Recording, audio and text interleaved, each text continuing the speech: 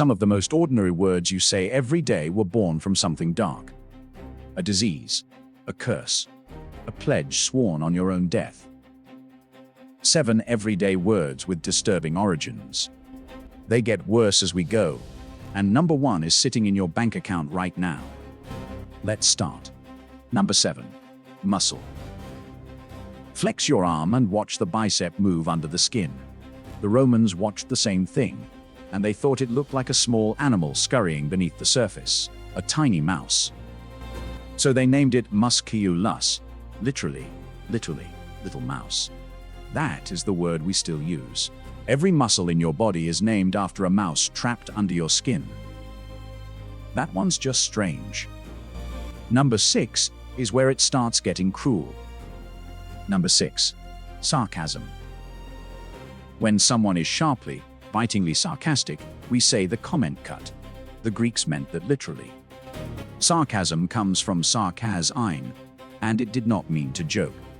It meant to tear the flesh, to strip meat from the bone, the way dogs do. That is what the Greeks thought a cruel remark was. Not clever, not funny. Teeth, pulling flesh off a body. Number 5 blamed something much bigger than a person. Number 5. Disaster. When everything falls apart, we call it a disaster.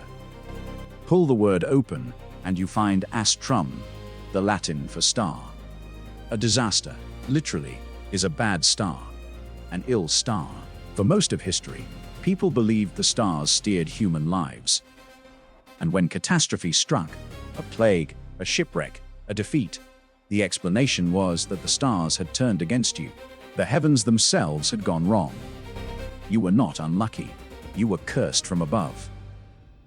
Number 4 is even stranger because it involves a goat. Number 4. Tragedy. The most serious word we have for human suffering. A tragedy. It comes from the Greek tragoidia, and it breaks into 2 pieces that make no sense together: goat and song. A tragedy is, literally, a goat song. Nobody is completely sure why. The best guess is that in the earliest Greek theater, a goat was the prize for the winning performance, or the sacrifice made before it. So the highest form of drama, the stories of kings falling and heroes dying, all carry a name that started at a goat. From here, it turns deadly. Number 3 killed for centuries before anyone understood it. Number 3. Malaria. For most of history, one disease killed more people than any other, and nobody knew why. It rose off the swamps at night. So they blamed the only thing they could see: the air. In Italian, Malaria Bad Air. That is the whole word. Malaria means bad air. They thought the foul night air of the marshes crept into your lungs and rotted you from the inside. They were wrong. It was the mosquitoes breeding in that same water. But the name of their mistake outlived the mistake, and we still call the disease bad air today. Number 2 you have lived through, and it is measured in days. Number 2. Quarantine. You know exactly what it means now.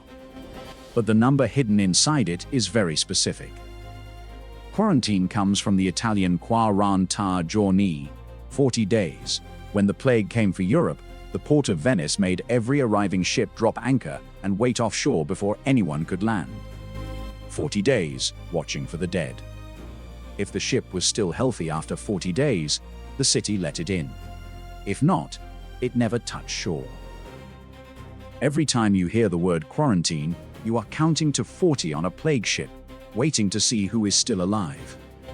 And number 1.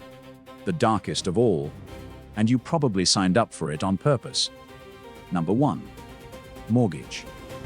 The thing millions of people spend 30 years of their life paying off. Open the word, and it splits into 2 old French pieces. Mortgage. Gage means a pledge. And mort means death. A mortgage is, literally, a death pledge. The lawyers who coined it meant something precise and grim. The deal dies one of 2 ways.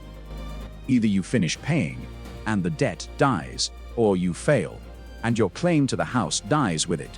One of them has to die. That is baked into the name.